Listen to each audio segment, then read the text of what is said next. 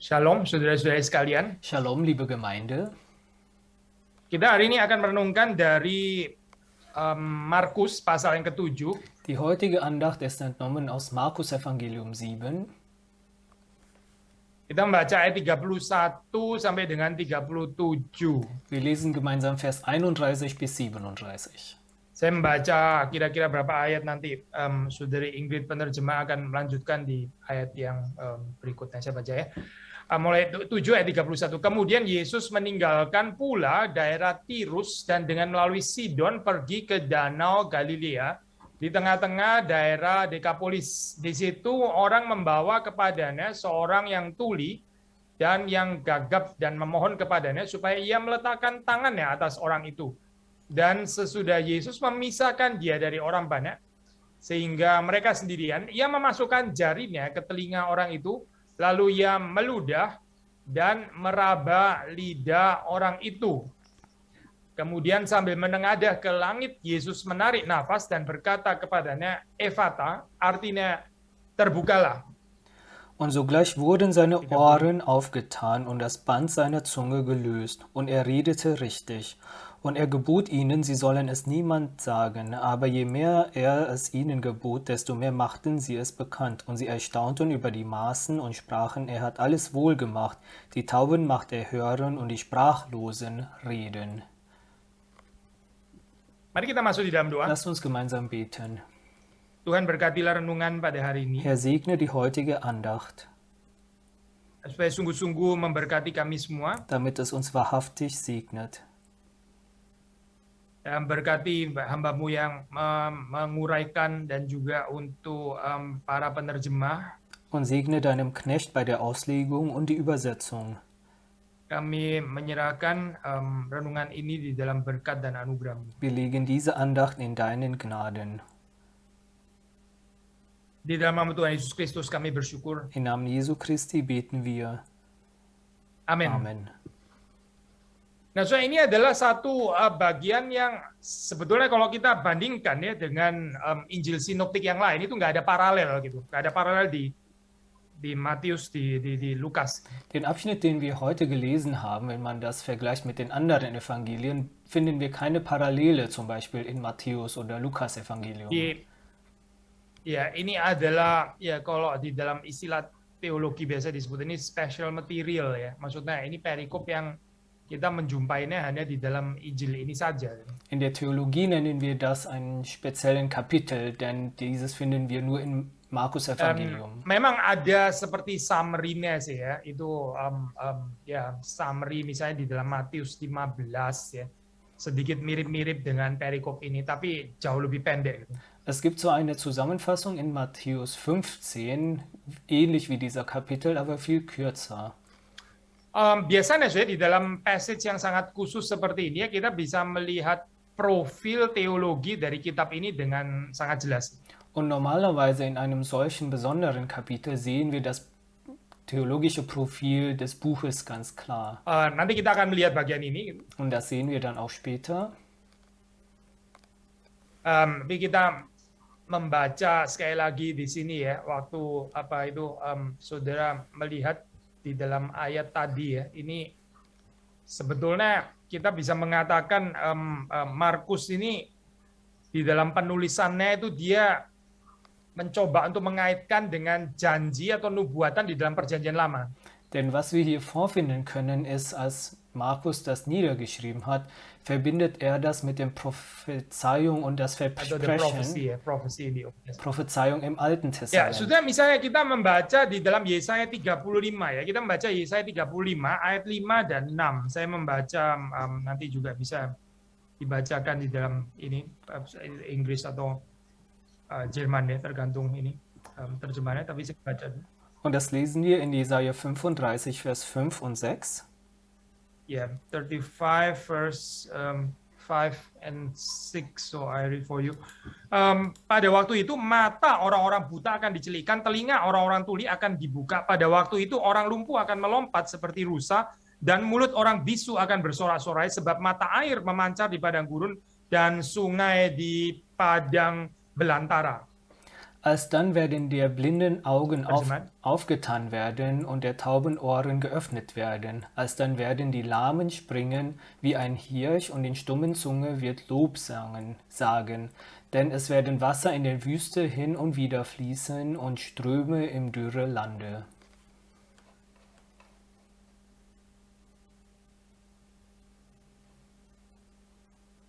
Ya, so kalau sudah membaca di sini ya, itu Yesaya itu sebetulnya pasal-pasal sebelumnya itu bicara tentang God's judgment, bicara tentang penghakiman Allah.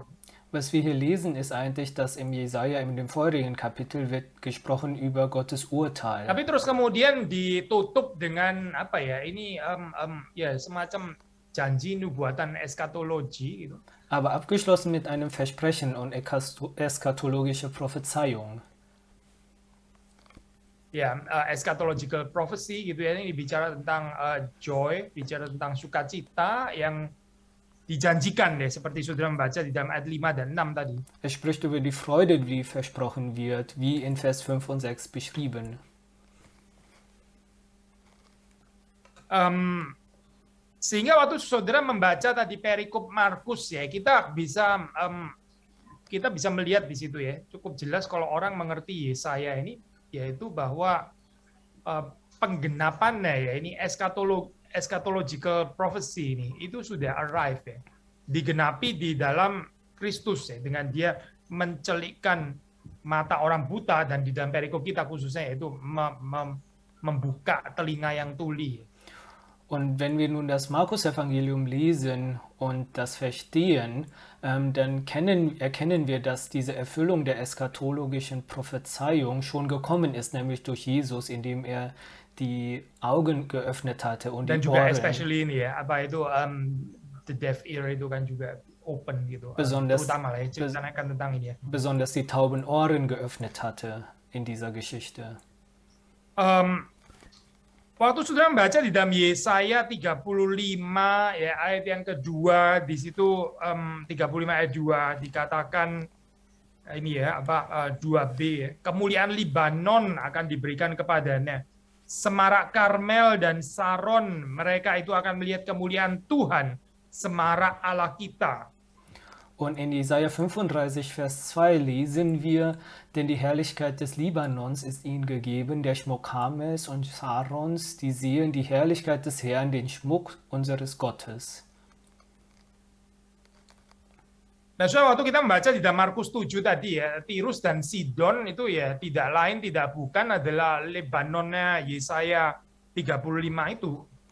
Und was Sie lesen ist in Markus 7, ist Tirus und Sidon nicht anderes als dieses Libanon in Jesaja 35. Precisely adalah the Lebanon of Isaiah maksud saya. Also es ist genau dieses, Ya, jadi ini penggenapannya Yesaya 35 itu jelas sekali di dalam Markus 7 ya. also es ist also sehr klar, dass die Erfüllung von Jesaja 35 in Markus 7 beschrieben wurde. Maksudnya di sini berarti itu salvation, keselamatan itu sudah sampai ke bangsa-bangsa lain, bukan hanya bagi Israel, tapi juga bangsa-bangsa lain. Das heißt also, dass die Errettung, das Heil schon gekommen ist zu anderen Völkern, nicht nur Israel alleine. Ya, salvation itu has come to the Gentiles as well ya. Bukan only for Israel, tapi juga also for the Gentiles. So, waktu kita membaca di dalam, balik lagi kepada Markus ya, Markus pasal yang ke-7, saudara membaca ini ada gestur yang ya menarik di sini ya. Und wenn wir zurück zu Markus Kapitel 7 gehen, sehen wir eine besondere Gestik von Yaitu Jesus. waktu dikatakan Yesus memisahkan dia ya dari orang banyak. Nämlich, Sehingga mereka ini maksudnya Yesus dan dia gitu. Mereka sendirian, mereka berdua sendirian gitu. nämlich, dass Jesus ihn beiseite nahm, weg von der Volksmenge, also dass sie zwei alleine waren. Ya. Ayat 33 ya. Yesus memisahkan dia dari orang banyak sehingga mereka berdua ini sendirian. In Vers 33 beschrieben.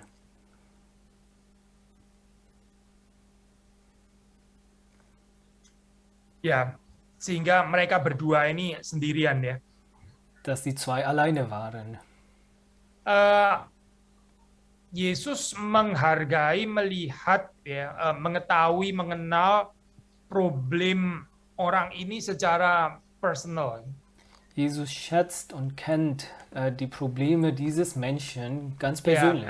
Yesus sih sering sekali di dalam pelayanannya diikuti oleh banyak crowd, ya, the crowd yang mengikuti dia selalu, boleh dikatakan, ya, di dalam pelayanan publik, ya, di dalam his public ministry itu, ya, we can say almost always, ya, accompanied by the crowd gitu. Tapi di dalam bagian ini kalau sudah membaca, ini Yesus sampai, ya, memisahkan dia dari the crowd itu kan, ya. Berarti ada atensi personal di sini. Denn Jesus in seinem Dienst wird oft von großen Menschenmengen gefolgt in seiner öffentlichen Missionsarbeit. Aber hier nahm er diese Person Ya, beiseite. orang ini diperlakukan sebagai unique individual di hadapan Yesus, ya, atau oleh Yesus. Diese Person wurde also als besonderes Individuum von Jesus behandelt. Lalu terus kita membaca dia ini, ya, menyentuh, ya, ini apa, again another gesture, touching, ya, touching, yaitu memasukkan jarinya ke telinga orang itu dan meludah meraba lidah orang itu. Und eine weitere Gestik von Jesus ist hier, dass er ihn berührt. Er lag seine Finger in die Ohren, berührte seine Zunge mit Speichel. Ya, saya baca di dalam komentari, nah ini apa tafsir yang menarik dikatakan, ya, touching ini, ya, ini kalau saya baca, saya kutip saja, in touching the man Jesus repeats his radical identification with needy and sometimes ritually unclean people. Saya terjemahin, ya. Jadi di dalam ini, ya, sentuhan ini, ya, apa, Yesus, ya, ini di sini menyatakan identifikasi radikalnya bersama dengan orang-orang yang membutuhkan ini, even the marginal dan sebagainya. Dan apa itu seringkali juga orang-orang yang najis itu, orang-orang seperti sakit kusta misalnya, ya, gitu. Nah, ini berarti Yesus itu kamu terjemahin kalimat terakhir ini aja, ya. Yesus berarti berada bersama dengan mereka. Das heißt also, dass Jesus denen beisteht, die Benötigten, die marginalisierten Menschen. Enggak, kalimat terakhir aja yang kamu tadi saya kan ngomong itu dari bahasa Inggris, saya sudah terjemahin ke bahasa Indonesia. Kamu tinggal terjemahin kalimat terakhir. Yesus ada bersama dengan mereka. Dass Jesus bei denen da Ya, ist. jadi saudara melihat di sini dia nggak tenggelam dari ini, ya, kerumunan orang banyak gitu, tapi Yesus mengkhususkan diri bersama dengan satu orang ini gitu. Dass dieser in der Menschenmenge nicht runtergekommen ist, sondern dass Jesus besonders die Zeit nimmt mit dieser einen Person. Schlatter, seorang penafsir ini, ya, penafsir New Testament, penafsir Alkitab lah dari Jerman. Schlatter mengatakan bahwa, ya, ini, ya, seringkali physical contact ini adalah merupakan ekspresi dari belas kasihan Yesus. Und Schlachter, ein Bibelinterpreter von Deutschland des Neuen Testaments, sagt, dass die Berührung oft eine Expression von Jesu Liebe oder An Barmherzigkeit expression of ist. Jesus compassion. Ya, jadi ini apa? Ya, jadi expressing Jesus mercy, Jesus compassion, solidarity with the poor, with the sick people, dan seterusnya gitu. Jadi saudara melihat di sini apa, ada kekhususan, ya, setiap orang itu, kalimat yang terakhir ini aja, ya, ada kekhususan setiap orang itu dikenal secara pribadi, diperhatikan secara pribadi oleh Kristus. Es gibt also eine Besonderheit, dass jede Person als Einzelnen von Jesus persönlich gekannt und von Jesus persönlich geachtet wird. Yeah, especially the needy, the sick, and the marginal. So, saudara membaca ini, ya, apa, lalu terus kemudian ada, ya, meludah, ya, saya meludah, dan ini kalau kita membaca di dalam komentari memang seringkali saya pada saat itu, ya, apa itu, kepercayaan pada saat itu, ludah dari certain persons itu dipercaya ada healing power, especially waktu disertai accompanied by conversation. Und Jesus gab ihm die Speichel und das ist ein Glaube zu jener Zeit, dass, Especially speaking of certain persons, dass, speaking, yeah. dass besondere Personen Kraft hat zu heilen durch die Speichel, besonders wenn es in Yeah, Verbindung ist accompanied with conversation. mit That, einem of course, di Gespräch. sini in this case the conversation is the word spoken by Jesus. Maksudnya ini adalah firman yang keluar dari mulut Kristus ya ini ya, bukan cuma sekedar ngobrol-ngobrol biasa, tapi ada firman yang keluar dari mulut Kristus di sini. Und das Gespräch ist hier das Wort aus Jesu Mund ausgesprochen. Es ist also kein allgemeines Gespräch, sondern Ya, das Wort. saudara melihat juga di sini Yesus ya setelah dia meludah lalu terus kemudian meraba lidah orang itu. Und hier steht weiter, nachdem er ihm die Speichel gab, berührte er die Zunge. Ya di situ memang di dalam kepercayaan pada saat itu ya, ini orang yang tadi ya, yang orang-orang tertentu ya ada puasa, lalu terus kemudian ludahnya itu dioleskan kepada area yang dia sakit itu. Und der Glauben zu jener Zeit sagt, dass diese besonderen Menschen, wenn sie die Speichel geben an den Ort, wo die Krankheit besteht, Ya di area of sickness ya, maksudnya ini area yang dia itu sakit itu. Dan again tadi kita bilang accompanied by conversation, tapi juga accompanied by prayer ya, accompanied by by prayer. und das in Verbindung mit einem Gespräch, aber auch besonders in Verbindung mit einem Gebet ist. Ya, saudara melihat di sini ya Yesus sang anak Allah ya melakukan mengakomodasi ya kepercayaan pada saat itu gitu. Und wir sehen hier, Jesus als Gottes Sohn akkommodierte diesen gängigen Glauben zu dieser Zeit. Belief of that time. Ya, so itu ludah ya saya di dalam pengertian ini ya kuno pada saat itu ya dalam ancient understanding itu kan ya sampai sekarang sih so, kita bisa mengatakan ini kan ya kind of bodily excretion ya ini suatu cairan yang keluar dari tubuh gitu. Und die Speichel in dem antiken Gedanken, aber auch jetzt ist es ja eine Körperflüssigkeit, die der Körper exkretiert. Ya, excretion. Dan ini tentu di dalam pengertian soteriologi ya dikaitkan dengan doktrin keselamatan ya. Dekat sekali sebetulnya dengan darah yang suatu saat juga akan keluar dari tubuh Kristus, darah yang menyembuhkan itu tentu saja di dalam pengertian yang rohani ya terutama. Und im soteriologischen Glauben, Theologie, sehen wir eine enge Verbindung zu dem Blut, was von Christus dann vergossen Ya, wird. jadi ini ada certain anticipation of the blood of Jesus later on gitu ya. Jadi ini semacam ya antisipasinya gitu. Also eine Antizipation auf das Blut Christi, was vergossen wird. Ya, pengertiannya jadi ya kita bisa bilang kuasi sakramental ya di sini ya. Kuasi sakramental di dalam pengertian apa itu ya menunjuk kepada darah Yesus Kristus yang akan menyembuhkan ya orang-orang yang tuli rohani. Also man kann sagen, dass es hier quasi sakramental ist und zeigt auf das Blut Christi, die Leute heilen wird, im Geist, die geistlich taub sind. Ya, ya. Ya, jadi sekali lagi saya yang ditekankan di sini tentu bukan material sign ya, bukan tentang ludahnya, gesturnya dan sebagainya, tapi ini pada pribadi Yesus ya yang sanggup untuk menyembuhkan. Und was betont wird, ist hier nicht diese materialischen Zeichen, sondern Jesus Christus als Person, die die Macht hat zu heilen. Yeah, Jesus works, Jesus compassion, Jesus mercy, and also along with it, the authority of His word. Jadi Yesus dan ini ya dan tindakan belas kasihannya dan kuasa firman-Nya gitu. Oke, kita lanjutkan ya. Jadi waktu saudara membaca di dalam bagian ini, saudara bisa melihat bagaimana ya digambarkan dengan cukup detail ya sebetulnya itu apa proses kesembuhan ini. Gitu. Und in diesem Teil wird detailliert beschrieben, wie der Prozess der Heilung vergangen ist.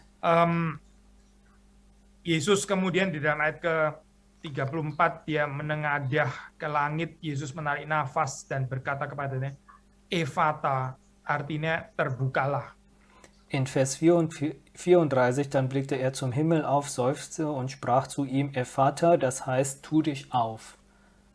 Lalu kemudian ayat 35, maka terbukalah telinga orang itu dan seketika itu terlepas pula lah pengikat lidahnya. Und Vers 35, und sogleich wurde seine Ohren aufgetan und das Band seiner Zunge gelöst. Ya, sayang di dalam bahasa Inggris kurang kuat ya, tongue release gitu aja ya tadi ya. Di dalam terjemahan bahasa Indonesia itu lebih dekat dengan bahasa Yunani ya. In der englischen Übersetzung ist es leider nicht so stark wie in der indonesischen oder deutschen Übersetzung, das dem Griechischen eher Strong, entspricht. Bukan nggak correct ya. Yeah, not strong enough, benar. The Indonesian translation is certainly closer to the original Greek language. Ya, waktu di sini dikatakan ini ya, terlepas pula pengikat lidahnya. Sebenarnya di dalam Greek itu kalimatnya ada the chain of his tongue itu broken gitu ya. The chain of his tongue was broken. Di sini bahasa Indonesia pakai pengikat lidahnya itu ya, terlepas pula lah. Also das Band seiner Zunge gelöst wurde, das entspricht eher auch der griechischen Ya, jadi Übersetzung. waktu saudara membaca itu ya, chain broken, ya chain of his tongue atau dalam bahasa Indonesia pengikat lidahnya itu terlepas gitu ya. Dan saudara melihat di sini ada image of liberation ya. Di sini ada gambaran pembebasan. Und wenn man liest, dass das Band oder der Kette gebrochen wurde, sehen wir hier ein Bild der Befreiung. Ya, kekristenan itu adalah tentang pembebasan, saudara. Denn im Christentum geht es um Befreiung. Sayang orang outsiders perspektif ya, seringkali melihat kekristenan itu justru ikatan. Kekristenan itu adalah pembebasan. Und schade ist es, dass die Perspektive des Außenseiters eher das Christentum sieht als Ya, eine seperti kayak Einschränkung. Christianity is quasi imprisonment gitu ya, as if it's an imprisonment. Padahal sebetulnya itu lebih cocok kita bilang pembebasan. Wah, Yesus datang bukan untuk memenjarakan orang, saya bukan. Jesus didn't came to imprison human beings, rather he came to liberate us. Ya. Dia itu datang untuk membebaskan kita. Jadi ini gambaran, kamu terjemahin kalimat terakhir ini aja ya. Gambaran liberation ini sangat-sangat penting. Also das Bild dieser Befreiung ist sehr wichtig, denn Jesus ist gekommen, um zu befreien. Orang yang justru nggak mengenal Kristus ya, hidupnya itu terpenjara, hidupnya terikat. Denn gerade die Leute, die Christus nicht kennen, leben in Gefangenschaft. Mereka yang mengenal Kristus dan kebenarannya, ya, mereka dibebaskan, mereka itu mendapati, mereka diberikan, mereka menerima true freedom di dalam kehidupannya. Und die Leute, die Christus kennen und seine Wahrheit, werden befreit und denen wird die wahre Freiheit Apa sebenarnya gegeben. liberationnya apa sih? Kebebasannya apa sih? Welche Freiheit hat man dann? Yaitu manusia jadi bisa bebas mendengar perkataan Allah, bisa mendengar the word of God. Itu kebebasan, saudara. Nämlich die Freiheit, Gottes Worte zu hören. Das ist die Freiheit. Ya, orang yang tuli, dia nggak bisa mendengar. Dia nggak bisa mendengar firman Tuhan. Denn Leute, die taub sind, können nicht hören, können Gottes Worte nicht hören. Nah, so kalau membaca di dalam Injil ya, itu pengertiannya itu bukan hanya jasmani saja. Tentu ini literal ya, jasmani kita percaya gitu. Tapi juga ada pengertian spiritual di sini. Denn im Evangelium geht es nicht nur um das Körperliche, sondern dem geistlichen Sinne. We don't talk merely about physically gitu ya. Physically certainly included, but not merely gitu. Ya. Also nicht nur tapi, das Körperliche. Ya juga termasuk spiritually. Coba ini lagi dong. Kamu ini aber lagi. auch das Geistliche wird angesprochen. Ya, jadi both physically and ya, especially spiritually gitu. So, jadi sudah melihat di dalam bagian ini ya. Ini apa? Saudara melihat di sini kan Yesus kan membebaskan dia ya daripada ketuliannya itu ya. Dan dari pembebasan itu dikatakan di sini ayat 35 terakhir itu dia bisa berkata-kata dengan baik. Ya, di sini bahasa Indonesia Pak ini ya berkata-kata dengan baik. Ya, saudara mungkin ada pertanyaan seperti ini ya. Loh, telinganya dibuka, kenapa nggak ditulis lalu ia mendengar dengan baik? Kan sebetulnya lebih nyambung ya. Jadi setelah ini telinganya disembuhkan ya, terus kemudian ya dia harusnya bisa mendengar dengan baik. Kenapa di sini dikatakan berkata-kata dengan baik? Man kann sich also fragen, warum steht hier, dass er gut redete? Wenn seine Ohren geöffnet wurde, sollte er doch eigentlich stehen, dass er dann gut hörte und nicht redete. Ya, Macht saya das denn pikir Sinn? jawabannya juga sudah ada di dalam ayat 35. Ayat 35 ini sendiri mengaitkan antara telinga dan lidah. Aber ich glaube, die Antwort ist hier auch schon in Vers 35, dass die Zunge mit dem Hören verbunden ist. Sudah kita tahu ya, orang yang tuli ya, nggak bisa mendengar, itu juga nggak bisa berbicara, maksudnya bisu. Karena apa? Ya karena dia nggak pernah tahu bagaimana orang berbicara. Denn die taub sind und nicht hören können, können auch nicht sprechen, weil sie wissen nicht, wie man spricht. Ya, karena mereka nggak pernah mendengar bagaimana orang berbicara. Denn sie haben noch nie gehört, wie Menschen Ya, sprechen. orang yang nggak mendengar, dia nggak bisa berbicara. Gitu. Wer also nicht hört, der kann nicht sprechen. Maka di situ kita melihat di sini ya ada kaitan antara orang mendengar firman dengan berkata-kata, memperkatakan firman. Dengan kata lain ya kesaksian maksudnya. Also es gibt eine starke Verbindung zwischen Hören und Sprechen. Das Wort zu sprechen, das bedeutet, Zeugnis abzulegen. Betul. Waktu saudara bisa mendengar firman Tuhan ya, itu bukan berhenti pada mendengar loh. Kita mendengar itu kita bisa berkata-kata dengan baik harusnya setelah kita mendengar, yaitu memperkatakan firman itu kembali. Dass wir Gottes Worte hören können, sollte nicht darauf aufhören, sondern dass wir es auch wiedergeben können, das sprechen können. Ada yang salah kalau kita hanya mendengar, tapi terus kemudian kita tetap bisu. Ini doesn't make any sense sebetulnya. Orang yang bisa mendengar tuh nggak harusnya bisu. Es muss was Falsches geben, wenn wir das hören, aber trotzdem taub sind und nicht sprechen können. Ya, atau kita bisa mengatakan kalau kita bisu, ya jangan-jangan mungkin juga tuli rohani gitu ya. Makanya bisu juga gitu, makanya nggak pernah berbicara, makanya nggak pernah memperkatakan Injil. Mengapa ya? Jangan-jangan juga tuli rohani, nggak ya dengar tapi nggak mendengar, melihat tapi nggak melihat, ya alias ya tuli rohani. Oder es könnte sein, dass wir stumm sind, weil wir auch taub sind, dass wir nämlich das Wort nicht gehört haben. Saya harap sih tidak geistlich. demikian ya dengan kehidupan saudara dan saya. Und ich hoffe sehr, dass es nicht so ist in unserem Leben. Ya, tapi ini bisa menjadi peringatan untuk kita gitu. Aber es kann für uns eine Warnung sein. Sekali lagi ya, orang yang mendengar firman itu harusnya memperkatakannya gitu. Karena yang mendengar, yang tidak tuli, ya dia berkata-kata dengan baik.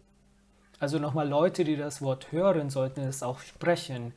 Denn die nicht hören Maka können, itu die juga sind saudara membaca di dalam cerita ini ya wajar sih sebetulnya ya kalau orang ini terus kemudian memberitakannya, orang dia sekarang bisa mendengar dan karena itu dia juga bisa menceritakannya, wajar kan sebetulnya kan ya. Also in der Geschichte ist selbstverständlich, dass wenn er nun hören kann, spricht er es auch aus. Jetzt kann er das auch verkünden, was er hört. Tapi yang menarik justru, nah ini tipikal Markan theological profile ya di sini ya, Mark's theological profile. Saudara membaca di situ Yesus berpesan kepada orang-orang yang ada di situ supaya jangan menceritakannya kepada siapapun juga. Was interessant und typisch ist für das theologische Profil von Markus ist, dass Jesus dem geboten hatte, es niemandem zu sagen. Mengapa ya saya pertanyaannya? Und warum ist es so, fragt man sich. Bukankah diperkenalkan lebih baik kan ya supaya orang lebih banyak yang mengenal Kristus, kok malah dilarang bersaksi di sini?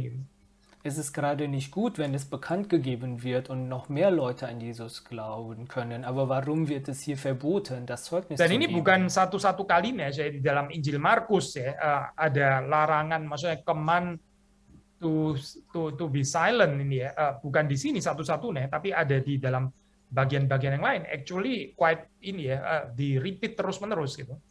Und das ist nicht das einzige Mal in Markus Evangelium, dass dieses Gebot zu schweigen gibt, sondern es wird oft wiederholt, auch in anderen Teilen des Evangeliums. Yang mau dikatakan oleh Markus sebetulnya adalah ya, orang mengenal Yesus ya, sekali lagi ya, merely hanya by his miracles alone, itu knowledge-nya itu inadequate sebetulnya. Jadi sekali lagi ya, pengenalan akan Kristus itu ya, pengenalan akan Tuhan yang sejati, itu nggak bisa hanya melalui mujizat saja, nggak bisa saya. Itu cenderung akan bikin apa ya? Kamu terjemahan yang terakhir ya. Pengenalan yang hanya melalui mujizat saja cenderung akan membuat distorted picture of Jesus. Denn die Erkenntnis zu Jesus nur durch seine Wundertaten führt eigentlich zu einem verzerrten Bild von ihm. Sorry, distorted ya saya bilang tadi. Ya oke, good. Jadi orang akhirnya salah mengerti gitu. Orang nggak mengenal gitu. Akhirnya salah mengerti gitu. Die Menschen würden also falsch erkennen und ihn nicht kennen. Lalu kalau begitu mesti bagaimana ya? Apa dong berarti solusinya kalau demikian? Was muss man also machen? Was ist hier die Lösung? Ya, kalau saudara membaca di dalam Markus itu jelas ya. Ini apa the full revelation itu mesti menunggu ya. Full revelation of the ultimate mystery ini ya, who Jesus is. Itu menunggu pada kayu salib itu. Und im Markus-Evangelium ist es klar, dass die volle letztendliche Offenbarung erst zum Kalau sudah Kreuzen membaca warten muss. misalnya ya di dalam Markus, kita membaca Markus 15 ya. Und wir lesen das in Markus-Evangelium 15, Ayat yang ke-39. Vers 39. Nah, di situ ini Yesus disalib ya di situ di dalam peristiwa ini. Das ist die Geschichte der Kreuzigung Jesu. Lalu kepala pasukan yang berdiri berhadapan dengan dia, berhadapan dengan Yesus ya, melihat matinya demikian, berkatalah ia, sungguh orang ini adalah anak Allah. Der Hauptmann, der ihm gegenüberstand, sprach, wahrhaftig, dieser Mensch war Gottes Sohn.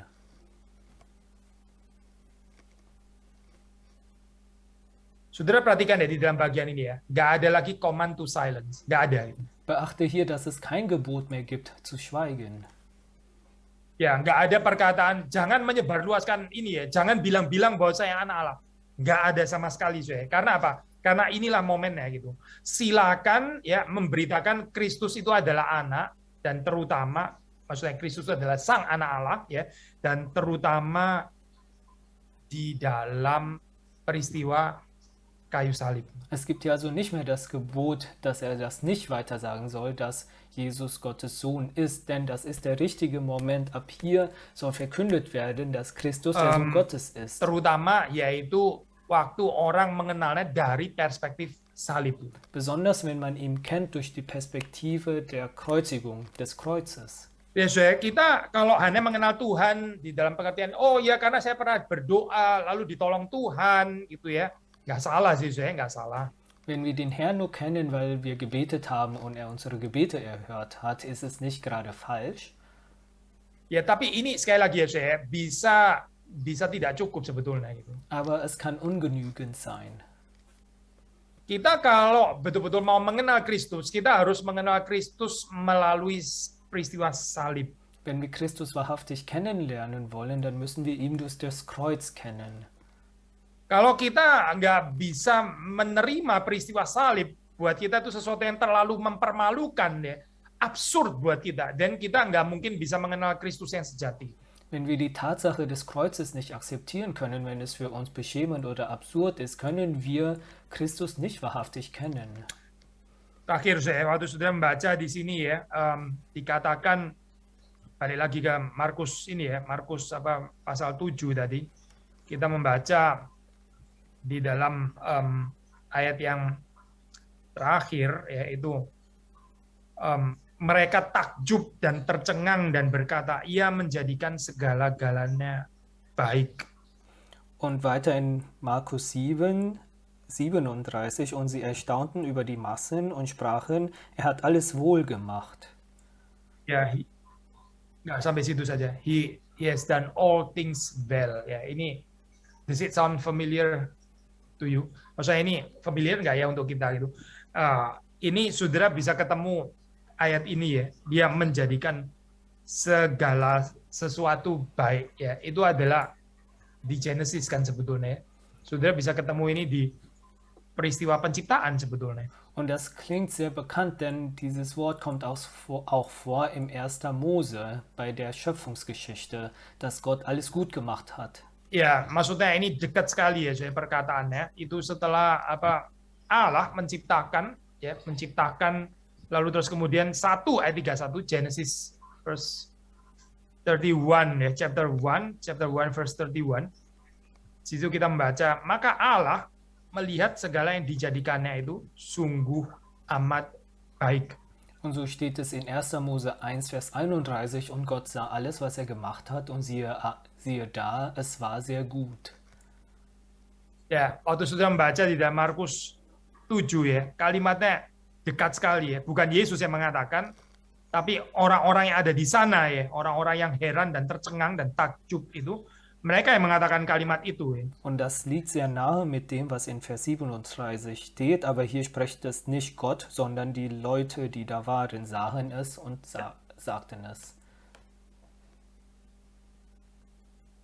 Maksudnya Markus sengaja ya mencatat bagian ini, mau mengatakan apa? Saudara? Und Markus hat dieses extra aufgeschrieben. Warum? Yaitu bahwa Yesus ini sebetulnya sedang menggenapkan peran Allah ya, dan bahwa dia sendiri adalah Allah. Nämlich zu betonen, dass Jesus hier die Rolle Gottes erfüllt und dass er Gott selber ist. Ya, dia fulfill the role of God and he himself is God ya, di dalam hal ini. Jadi, saudara melihat ini ya, karena yang bisa menjadikan segala sesuatu baik itu adalah ya hanya Allah gitu ya, bukan manusia. Bukan manusia nggak bisa menjadikan segala-segalanya baik. Itu pekerjaan Allah gitu. Und was wir hier sehen, ist, dass Gott allein alles gut machen kann und dass es nicht der Mensch ist, der das gut macht. Saudara juga bisa melihat di sini ya, since itu rujukannya dengan Genesis, meaning in reference to theology of creation. So we can say here in the Gospel of Mark juga we are talking about the new creation. Jadi saudara melihat di sini ini bicara tentang penciptaan baru ya. Kita bicara tentang apa sih new creation gitu. Die dalam Injil. Und weil hier die Referenz zu 1. Mose ist, sehen wir auch die Referenz zu der neuen Kreation, der neuen Schöpfung im Evangelium. Ya, apa artinya saya new creation? Ya berarti bukan cuma di dalam pengertian jasmani, tapi juga di dalam pengertian spiritual. Ya. Und was bedeutet diese neue Schöpfung nicht nur im körperlichen, sondern im spirituellen Sinne? Ya, maksudnya waktu Yesus di sini ya, apa itu membuka telinga yang buta, telinga yang tuli itu ya, membuka mata yang buta, lalu terus kemudian melepaskan pengikat lidah ya. Ini again ya, bukan cuma di dalam pengertian physical, tapi juga spiritual. Dass Jesus also hier die Ohren des Tauben geöffnet hatte und die Augen des Blinden geöffnet hatte, bedeutet es nicht nur im körperlichen, sondern auch im spirituellen Sinne. Ya, artinya apa saya? Und was bedeutet es für uns? Yaitu bahwa orang yang tadinya itu nggak bisa mendengar perkataan Tuhan, sekarang itu dibuka telinganya sehingga mereka bisa mendengar secara spiritually perkataan Tuhan bagi diri mereka. Die Menschen, die vorher Gottes Worte nicht hören können, dessen Ohren werden geöffnet, damit sie geistlich Gottes Worte hören können. Sekali lagi saya, waktu kita datang ke gereja, ya waktu saudara beribadah, harap saudara bukan cuma mendengar secara apa ya akustik, secara fenomena fisik belaka gitu ya, tapi akhirnya terus kemudian tetap binasa dan nggak ada iman yang bertumbuh. Also, dass wir nun zur Kirche kommen und Gottesdienst feiern, hoffen wir, dass wir es nicht nur akustisch hören, als only listen physically. Nicht physikalische Phänomene nur hören, aber unser Glaube nicht wächst oder trotzdem verloren sind. Yeah, listen spiritually. We should also understand spiritually. Jadi ini mendengar bukan cuma like physical phenomenon atau fenomena gitu ya, bukan. Also tapi ini bicara tentang spiritual hearing ya. Es ist also kein Hören im physischen Phänomen, sondern richtig zuhören, zu horchen. Ya, harap di dalam kehidupan kita ya, saya waktu kita membaca firman Tuhan ya, itu berbicara secara pribadi dan kita menerimanya itu seperti dari Tuhan sendiri karena memang ini adalah perkataan Tuhan. Und wir hoffen, dass wir, wenn wir Gottes Worte lesen, es uns persönlich anspricht und wir akzeptieren es auch als Gottes Wort, denn es sind seine Worte Ya, allein. orang ini adalah orang yang dibuka telinganya ya, sehingga dia bisa mendengar Kristus dan perkataannya. Das sind Menschen, dessen Ohren geöffnet worden sind, dass sie Christi Worte hören können. Ya, berbahagia kita saudara kalau telinga kita juga sudah dibuka oleh Tuhan. Und selig sind wir, wenn unsere Ohren auch schon geöffnet wurde. Tapi sekali lagi ya pertanyaannya ya, dengan telinga yang terbuka ini, apa yang saudara dan saya dengar? Aber wiederum die Frage an uns mit den geöffneten Ohren, was hören wir? Ya, apa yang saudara dan saya katakan setelah kita mendengar itu? Was ist es, was wir aussprechen, nachdem wir dieses auch hören? Kiranya Tuhan memberkati kita semua. Möge Gott uns segnen. Mari kita masuk dalam doa. Lass uns nun gemeinsam beten. Bapa di dalam surga, kami bersyukur untuk firman-Mu. Unser Vater im Himmel, wir danken dir für deine Worte. Kiranya Tuhan memeteraikannya, seal your word di dalam hati kami. Und möge du deine Worte in unseren Herzen versiegeln. Dan Tuhan mempertumbuhkan kami. Und du uns Wachstum gibst. Dan Tuhan menguduskan kami. Und du uns heiligst. Dan Tuhan menjadikan kami sebagai manusia-manusia pendengar yang lebih baik, pendengar firman Tuhan. Und du uns machst zu Zuhörer deines Wortes. Dan kami boleh menjadi pemberita-pemberita firman. Und wir zu Verkünder deines Wortes sein. Terima kasih karena kami sudah mengenal cerita salib Kristus. Wir danken dir, dass wir die Kreuzesgeschichte kennen. Sehingga kami tidak perlu berdiam, kami tidak perlu berdiam diri. Dass wir nicht schweigen müssen. Tapi kami boleh memberitakannya. Sondern das auch verkünden können. Terima kasih Tuhan. Wir danken dir, Herr. Kami mendoakan seluruh jemaat Tuhan. Wir beten für alle deine Gemeinde. Berdoa supaya Tuhan yang menjaga, memelihara, khususnya di dalam saat yang masih sangat tidak menentu seperti sekarang. Dass du uns behütest, besonders in dieser ungewissen Zeit. Tuhan menolong kami untuk tetap berani bersaksi. Hilf uns trotzdem mutig zu Zeugnis zu geben. Dan iman percaya akan pemeliharaan Tuhan yang tidak pernah gagal. Und Glaube an deine Fürsorge, die nicht scheitert.